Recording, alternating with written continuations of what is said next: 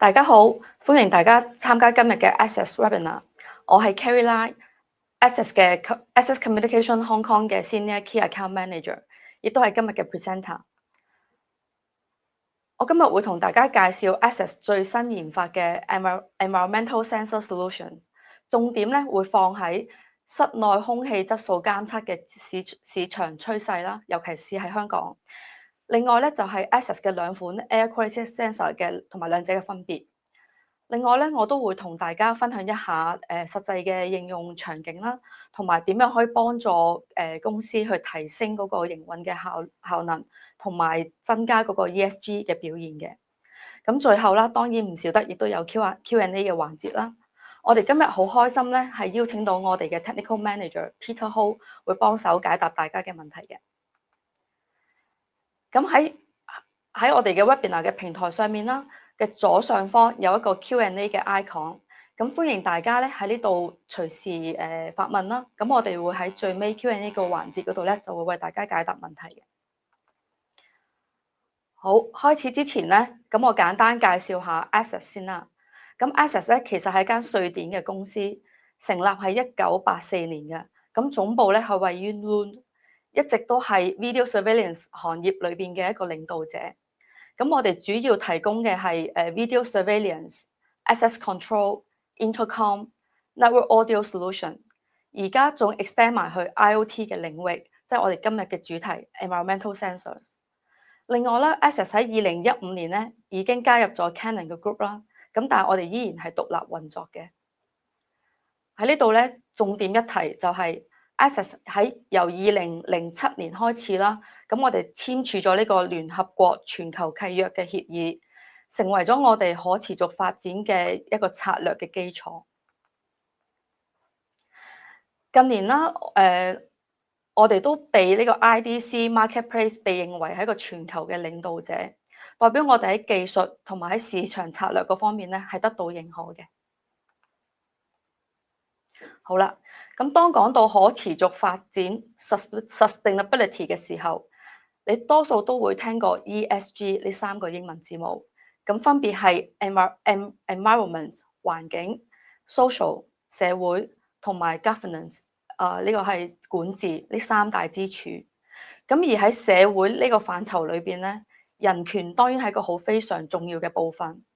能夠呼吸新鮮嘅空氣，其實正正就係享有健康環境權利嘅其中一個因素。咁啊，好多嘅研究資料顯示啦，其實全球每年大約有600至900萬人咧係死於呢個空氣污染，當中咧有1/3咧係由室內空氣污染引起嘅。咁即係話，其實好多問題都係喺室內環境發生。咁而喺香港啦，咁為咗改善呢個室內空氣嘅質素啦，同埋加強公眾對呢方面嘅關注咧，其實環保署已經實施咗一個室內空氣質素管理嘅計劃，大大咁樣去鼓勵企業去參加。咁環保署咧亦都根據世衛嘅指引啦，喺2019年都修訂咗一啲嗰個室內空氣質素嘅指標，包括係一啲嘅室內嘅溫度啦、相對濕度、二氧化氮、揮發性有機化合物等等。咁到目前為止咧，其實已經超過2000個地方係申請已經獲得呢個 IAQ 嘅證書㗎啦。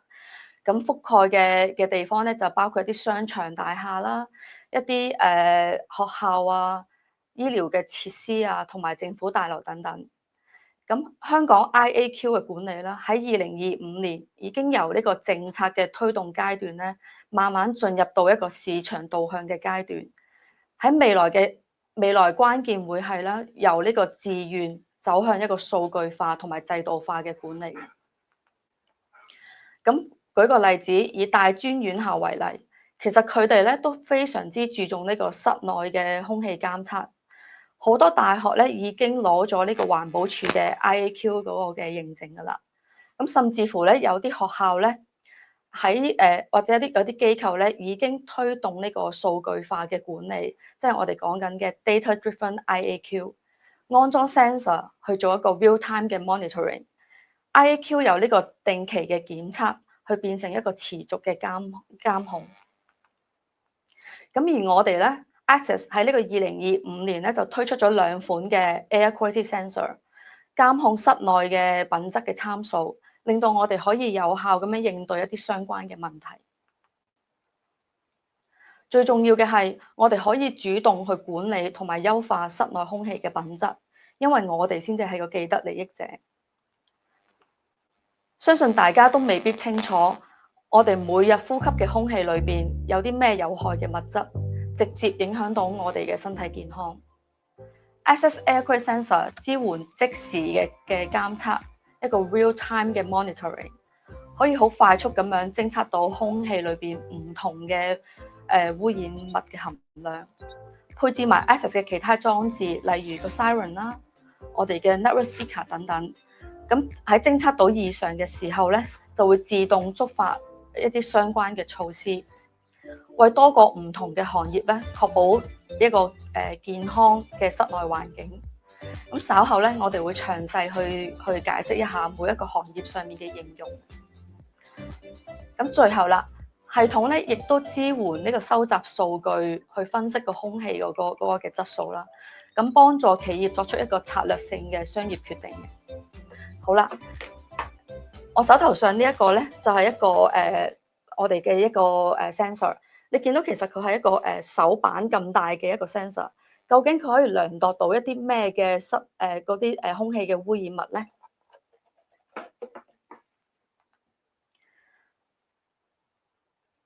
就係以下呢一個嘅呢啲嘅 parameter 啦。咁首先第一個咧就係個懸浮粒子，包括係啲花粉啊、霉菌啊、塵蟎啊等等嗰啲咁。咁暴露於喺呢啲咁細小嘅懸浮粒子裏邊咧，其實短期咧就會會有一個健康嘅影響啦。咁但係長期嘅話咧，係絕對會影響到肺部嘅功能啊，甚至乎增加哮喘啊、心臟病嗰啲疾病嘅機會嘅。咁第二咧就係相對濕度，理想嘅一個室內相對濕度咧應該維持喺30至50% 呢個 range 裏邊。咁過高嘅話咧，其實就會引起呢個細菌嘅滋生。第三啦就係個溫度，人體舒適嘅溫度咧就介乎喺20度至到24度攝氏嘅呢個 range。係咁，另外咧，如果係一啲設備房嘅一個溫度咧，就會因為嗰個size 啊或者個設備等等嗰啲會有唔同嘅。咁第四啦就係 VOC 揮發性有機化合物，咁最常聽到嘅咧就係甲醛，即係啲油漆啊、溶劑啊、噴霧產品啊等等嗰啲咁。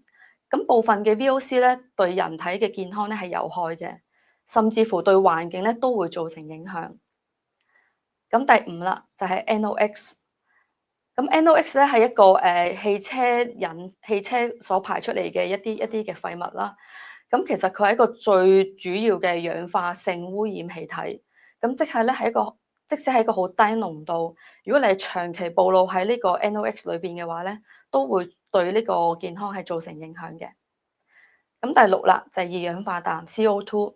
咁呢一個咧其實當個 CO2 嗰個濃度超過5000個 ppm 嘅時候咧，其實你已經會出現一個頭痛啊、氣促啊等等嘅情況。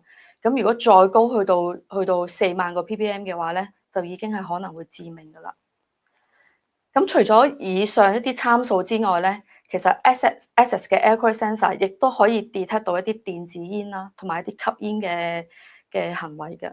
咁尤其是喺啲學校嘅環境裏邊啦，吸食電子煙嘅問題咧係非常之嚴重嘅。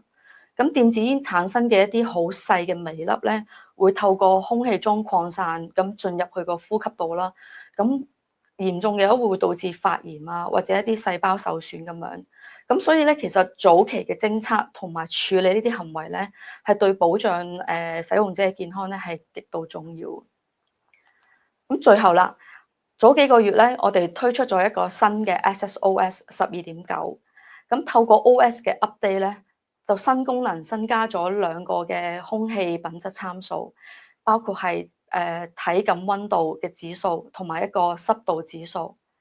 咁如果呢兩個指數過高嘅話咧，其實會令到身體難以去降溫嘅，亦可能會導致會脫水啦，甚至會有個疲勞咁樣。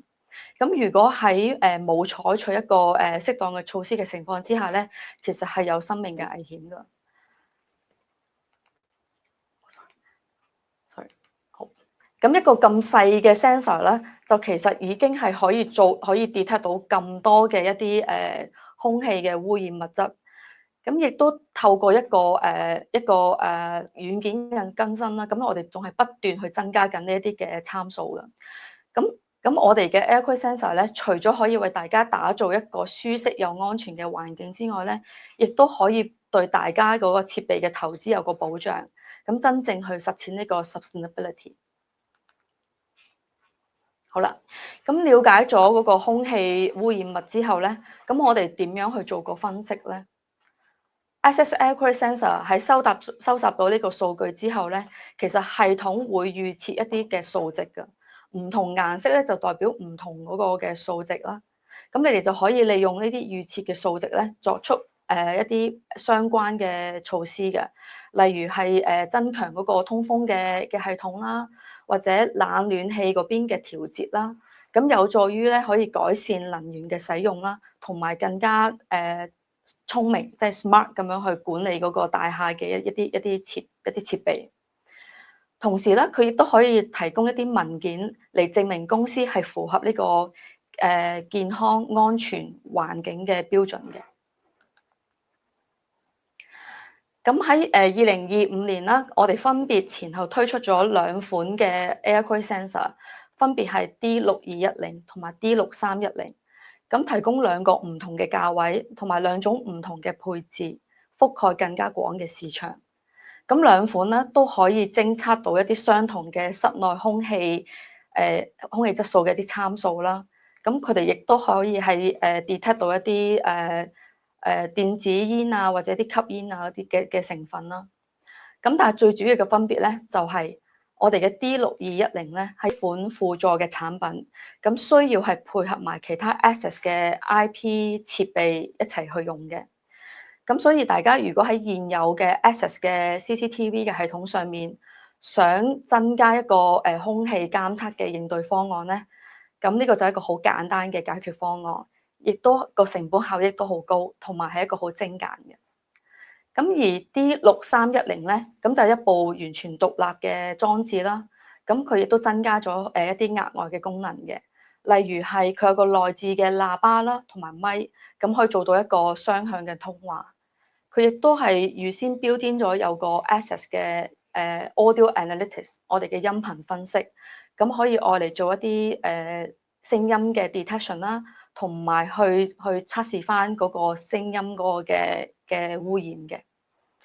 咁另外啦，佢亦都有一個叫做 PRI sensor，咁就可以愛嚟 detect 人嘅 movement。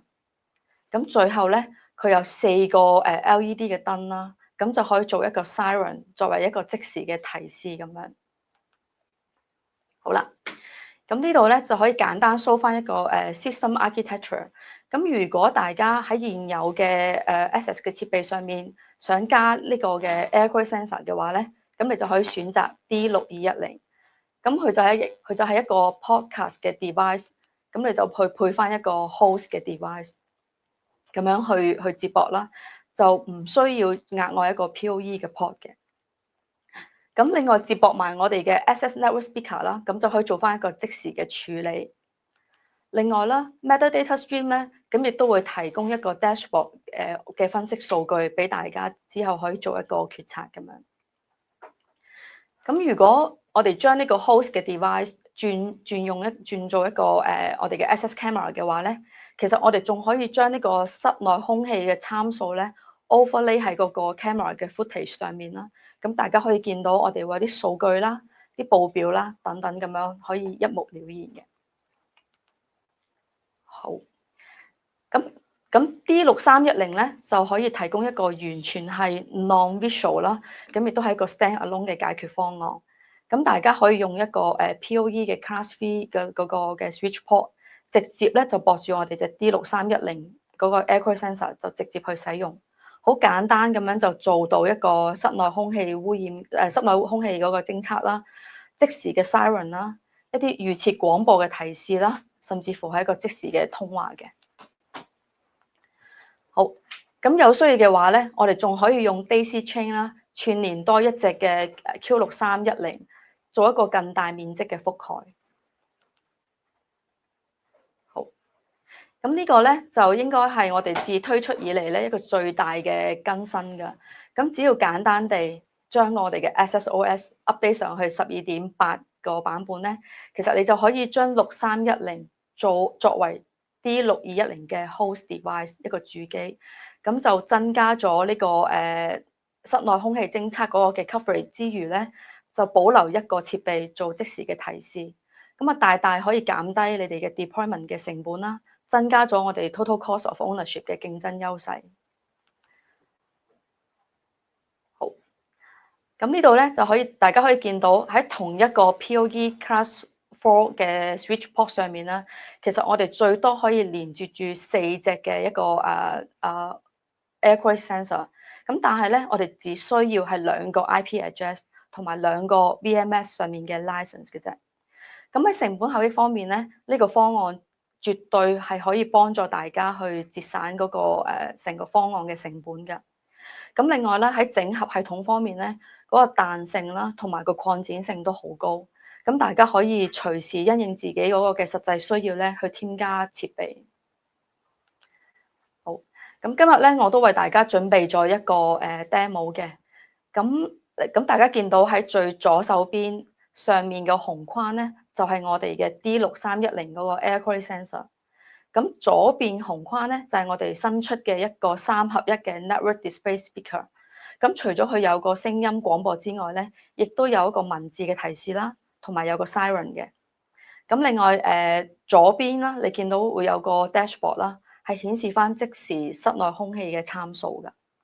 好，咁當個 sensor 咧偵測到有一啲室內嗰個嘅空氣污染物嘅時候咧，咁如果佢係超過咗預設嘅個標準啦，咁就會 trigger 到 alert 啦。咁大家陣間就可以留意翻右下角嗰個紅色框啦。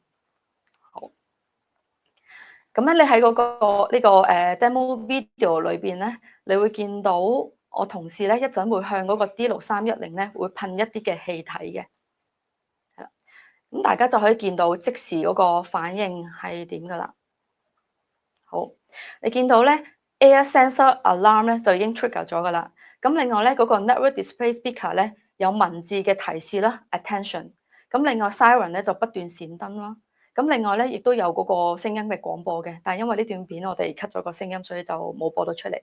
咁最重要嘅就係咧，左邊嗰個 dashboard 咧，你見到其實佢顯示嗰個 PM 嘅值啦，同埋 vaping 啊、smoking 嗰個嘅數值咧都係超標㗎，咁大家就要盡快去應對啦。咁我哋嘅 sensor 裏邊咧有個 web 嘅 UI 啦，咁可以有一個空氣質素嘅監測嘅一個報表㗎。咁佢主要咧分為三個部分。第一咧就係個 dashboard。咁呢個 dashboard 咧其實係講緊每秒去更新 sensor 嘅所有嘅數據嘅。咁第二個部分咧就係個設定嗰度啦。咁我哋可以設定一個 threshold 啦，亦都可以設定嗰個靈敏度同埋我哋嘅區域。咁第三咧就係一個統計啦。我哋可以將搜集翻嚟嘅數據咧做成一個統計嘅報表啦。咁亦都可以下載翻單個 sensor 嘅一啲歷史嘅數據嘅。咁我哋嘅 D6210咧，其實可以儲存嗰啲數據咧係去到90日嘅。咁 D6310咧，仲可以長達到1年嘅數據。好，咁如果大家需要一個好多嘅 sensor 去 monitor 你哋一個好大嘅範圍嘅話咧，咁你哋亦都想要有一個獨立嘅平台啦，去睇晒咁多個 sensor 嘅一啲嘅數據嘅話咧，咁你哋就可以選擇用呢個 Access Camera Station 入面嘅一個 DID， 我哋叫做 Data Insight Dashboard。咁喺呢個SSOS 12.8嘅新功能裏邊啦，咁其實我哋喺個 dashboard 上面亦都增加咗一啲唔同嘅 language 嘅，咁包括係英文啦、簡體中文啦，同埋繁體中文。咁透過呢個 dashboard 咧，咁用戶可以好輕鬆咁樣去掌握到多個位置嘅空氣嘅情況啦，咁進行呢個趨勢嘅分析，咁亦都可以好快速咁樣去識別嗰個問題嘅所在啦。咁亦都好高效率咁樣去做一啲嘅決策。好啦，介紹完我哋嗰個嘅兩款嘅 air quality sensor，咁接住落嚟咧，其實我想同大家探討一下唔同行業我哋點樣可以幫助大家達至嗰個 ESG 同埋可持續發展嘅目標咧？例如喺教育嗰方面，除咗我哋要保持校園裏邊嘅一個溫度啊、濕度喺一個好舒適嘅環境，佢係舒適嘅範圍裏邊啦。咁我哋唔可以忽視嘅就係 CO2 嗰個含量。如果人口太密集嘅時候，學校應該要增加呢個通風嘅系統。另外啦，近年咧其實學生喺洗手間啊、走廊啊、課室、圖書館等等吸食電子煙呢個問題咧係越嚟越嚴重嘅。咁所以早期偵測同埋處理呢啲行為咧係變得越嚟越重要。至於數據中心啦，我哋就需要保持翻一個適當嘅水平喺呢個溫度啊，同埋一個相對濕度裏邊啦。咁去延長翻嗰個數據中心裏邊一啲設備嘅壽命啦。咁另外 PM 同埋一啲smoke 嘅偵測，我哋都可以用作一個早期嘅火災偵測嘅指標啦。唔使等到啲設備咧俾火燒着先嚟處理。去到一個針對一個商業地產啦，咁我哋嘅 sensor 咧有助於打造一個更智能嘅建築，例如一啲新發展嘅項目啦、酒店啊、寫字樓咁樣。咁我哋可以提出大廈唔同地方嘅一啲室內空氣質素啦，咁俾一個大廈嘅使用者咧去作為參考嘅。例如喺個洗手間嗰個空氣質素咁樣。咁令到整體嗰個嘅管理咧係有更加有效率，同埋咧亦都可以增加嗰個大廈 ESG 嘅表現。咁喺零售嗰方面啦，例如商場啊、百貨公司啊、超級市場咁樣，咁空氣質素差咧，其實係直接影響到顧客嗰個體驗嘅。即使只係只係嗰個空氣好局促啦，或者有一啲嘅異味咧，其實就可能令到我哋嘅顧客咧，好早咁就結束咗自己嗰個嘅購買嘅行程，盡快離開。一項針對香港商場顧客嘅調查顯示咧，54% 嗰個嘅受訪者表示，室內空氣差咧係會減低佢哋喺商場消費嘅意願嘅。好啦，咁至於一個關鍵基礎設施同埋嗰個工廠嘅環境啦，例如食品加工啊，一啲處理化學物品嘅地方啊，咁樣空氣嗰個污染啦，例如 PM 啊、VOC 啊、NOx 啊，都必須要妥善咁樣去處理，以保障員工嘅安全，同埋確保產品嘅質素。咁而喺醫療嘅環境啦，例如病房啊、一啲公共嘅空間啊，同埋一啲裝修啊、施工期間咁樣，咁確保空氣潔淨咧係尤其重要。另外啦，好似一啲藥物嘅儲存室咁樣，咁我哋亦都要維持一個合適嘅溫度啦，同埋相對濕度，去保持翻藥物嗰個嘅效能嗰個效果啦。咁 Access 推出咗嗰個air quality sensor 咁耐啦，咁除咗以上嘅一啲應用之外咧，其實我哋都收過一啲好特別嘅需求嘅，例如係用我哋嘅 sensor 去偵測垃圾房啲垃圾有冇被燒着啦，一啲儲存特別氣體嘅地方會唔會有氣體嘅洩漏啦，又或者要求24小時監測住一啲煮食工廠裏邊嘅溫度同埋相對濕度，以防止員工會有呢個身體嘅不適啦，等等。咁如果大家諗起更加多一啲有趣嘅應用啊，或者一啲實際嘅案例咧，咁歡迎可以隨時同我哋聯絡啦。咁我哋可以一齊去研究一下，我哋點樣可以幫助大家解決問題。咁呢一度咧就係一個簡單典型嘅例子，去展示 air quality sensor 嘅主要應用。例如停車場啦，我哋需要監測汽車排出嚟嘅一啲 VOC 啦、NOx 啦、PM 嘅排放量啦。咁同時咧，亦都偵測有冇人喺停車場裏邊吸食電子煙咧，或者一啲食煙嘅行為咧。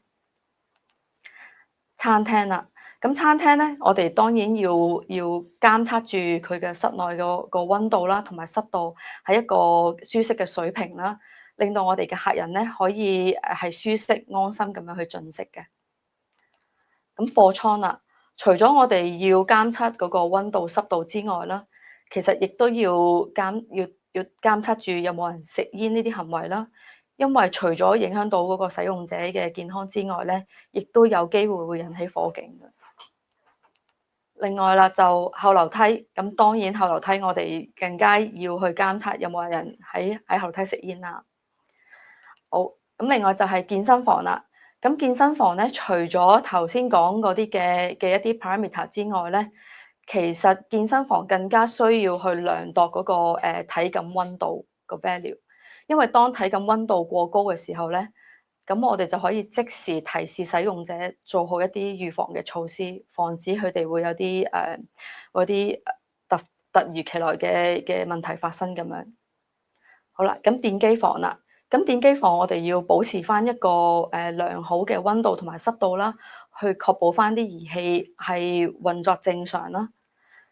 咁同埋咧，air quality sensor 咧，亦都可以用作一個早期嘅火災偵測。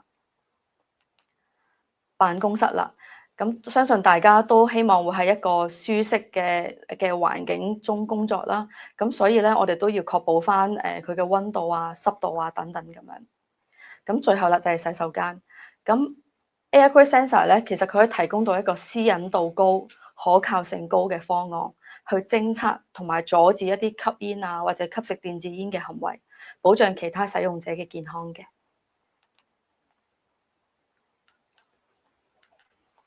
好，咁最後啦，我可以簡單總結下我今日嘅介紹。咁 Access Air Quality Sensor 其實呢個系統咧，可以偵測電子煙嘅行為，可以發出警報通知相關嘅人員，從而保障環境同埋使用者嘅健康。透過一個持續嘅監測室內空氣嗰個質素，系統可以偵測到異常嘅情況，咁公司就可以作出相對應嘅措施，維持安全同埋一個舒適嘅工作環境。第三啦，咁系統咧能夠去量度嗰個溫度啦，同埋一啲相對濕度。當出現異常嘅情況之下咧，我哋可以進行一個適當嘅調整，並且有助節能啦，同埋提升呢個營運嘅效能。第四啦，咁透過我哋分析環境嘅數據咧，一啲 metadata 啦，咁企業咧可以深入了解到嗰個室內環境質素嘅狀況啦，從而咧可以舉個例子，個通風系統啦等等，作出一啲更精準嘅決策嘅。咁最後啦，喺呢個系統，我哋嘅系統咧可以提供到一個完整嘅數據同埋一個報告嘅功能啦，幫助企業咧可以證明自己咧其實已經係妥善處理同埋管理一個室內空氣嗰個嘅質素嘅，咁確保符合呢個相關嘅法規嘅要求啦，咁亦都係可以支持呢個持續發展嘅目標嘅。好，時間過得好快，又到 Q&A 嘅環節啦。咁如果大家有問題嘅時候咧，可以撳一撳你哋右上方嘅 Q&A 嘅 icon，咁歡迎大家隨時喺呢一度發問。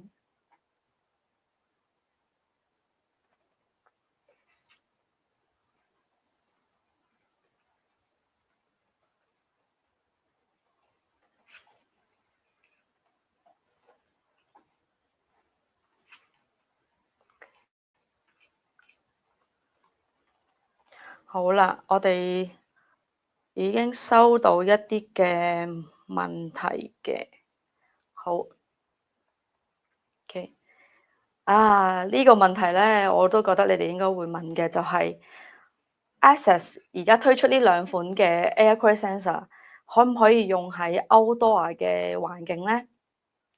咁我答案係 no 嘅。咁無論係 D6310或者 D6210都好啦，咁暫時我哋都係用喺一個 indoor 嘅環境嘅。咁但係我哋密切留意住我哋嘅 roadmap。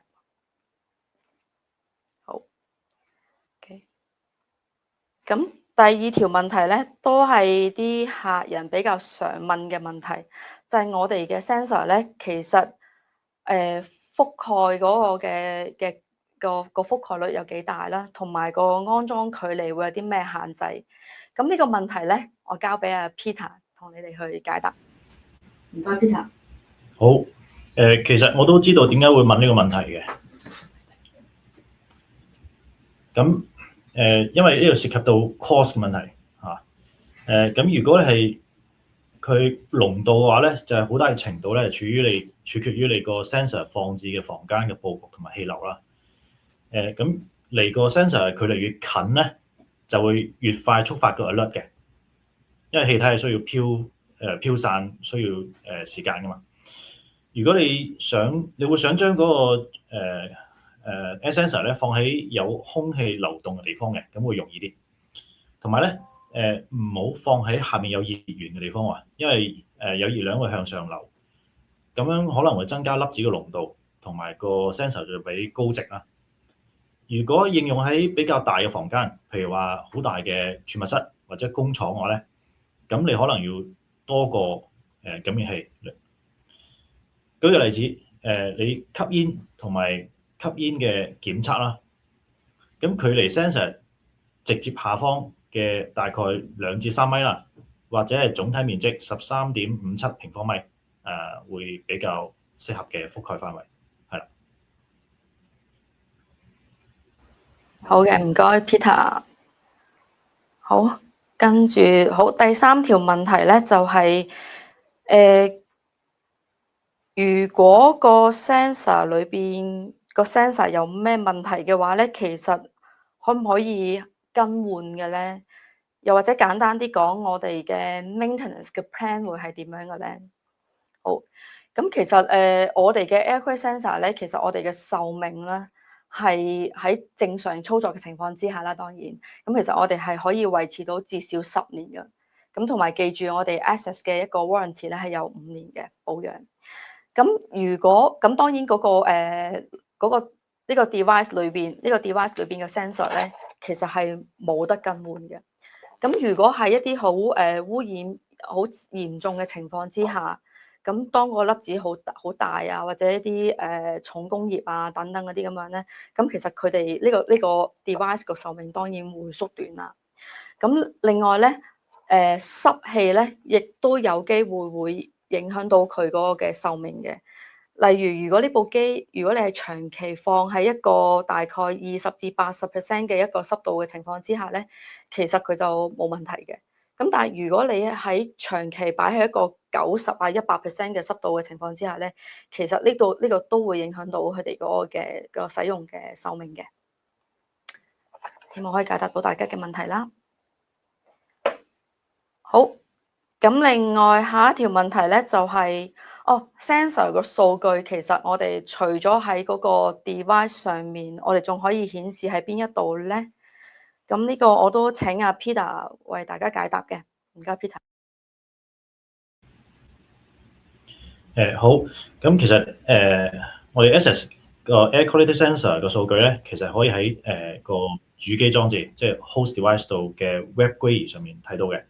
咁你亦都可以咧通過 MQTT 咁嘅方式咧overlay 去顯示嘅。佢亦都支援 VMS Dashboard 上面顯示，咁包括我哋嘅 Access Camera Station Pro 啦、Janitor 啦或者 Milestone 都可以 support 嘅。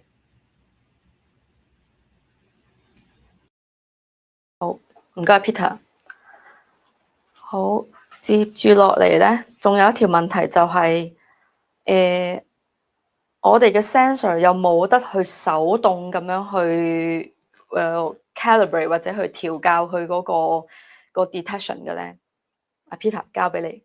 好。空氣質素感應器咧，即係我哋 air sensor 啦，會定期佢自己會自動進行自我校準嘅。咁每個 sensor 個零件咧喺裝置嘅組裝之前咧都會進行校準。咁所以其實係唔需要你進行手動嘅嚇。OK。我哋嘅 air quality sensor 其實係一個好 user friendly 嘅一個 device， 係啦。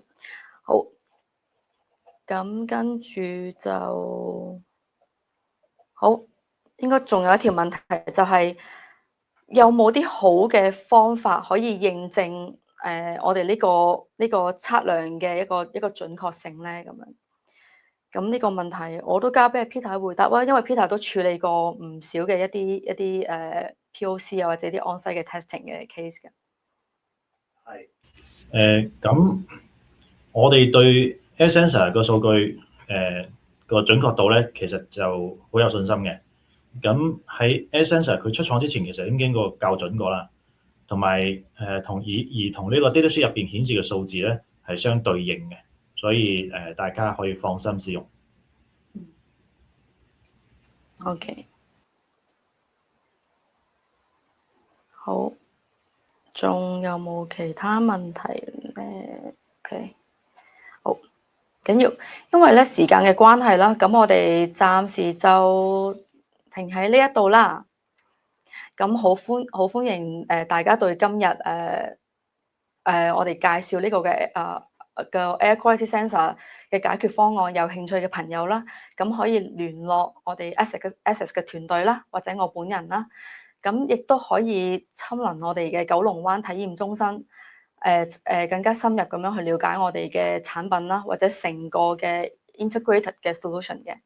咁當然唔少得要關注我哋嘅 Facebook 啊，或者我哋嘅 YouTube channels 啦。咁呢度可以得到一啲最新嘅資訊嘅。好，咁我哋今日 webinar 咧都差唔多結束啦。咁當大家離開呢個 webinar 之前咧，咁希望大家可以幫手去填一填份問卷。咁你只要喺右手邊右手邊呢個 survey 嘅 button 上面咧撳一撳個掣啦。